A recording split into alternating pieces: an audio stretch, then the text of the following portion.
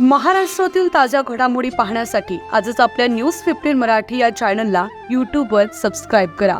तसेच इंस्टाग्राम आणि ट्विटरवर फॉलो करायला विसरू नका. न्यूज 15 मराठी, आवाज जनसामान्यांचा. लातूर शहरात रंगपंचमीचा उत्साह. प्रभुराज प्रतिष्ठाननं कोरडा रंग खेळून आणि फुलांची उधळण करून दिला पाणी बचतीचा संदेश. लातूर शहरासह जिल्ह्यातील विविध भागात आज सकाळपासूनच रंगपंचमी मोठ्या उत्साहात साजरी करण्यात येते.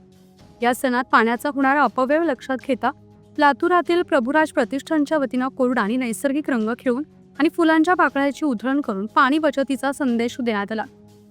यावेळी प्रतिष्ठानच्या सदस्यांनी हातात पाणी बचतीचे संदेश देणारे फलक घेऊन पाणी बचतीबाबत नागरिकांमध्ये जनजागृती 19 मार्च रोजी करत कोरडा आणि नैसर्गिक रंग खेळून पाण्याची बचत करण्याचं आवाहन केलं.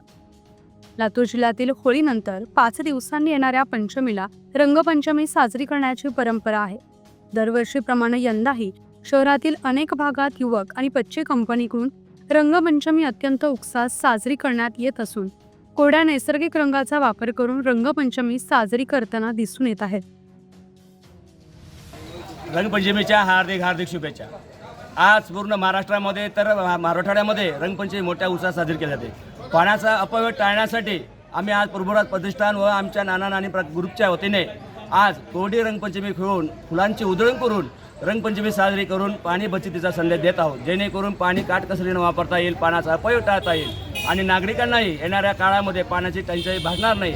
यासाठी हा संदेश देण्यासाठी आम्ही आज कोरडी होळी करून साजरी करून रंगपंचमी, जेणेकरून नागरिकांनाही असं आवाहन करतो की कोरडी रंगपंचमी साजरी करून पाण्याचा जेवढा येईल तेवढा अपव्यय टाळता येईल आणि पाणी टंचाईवर आपल्याला मात करता येईल, हा संदेश देण्यात येत आहे. न्यूज 15 मराठीसाठी सुधाकर सूर्यवंशी, लातूर.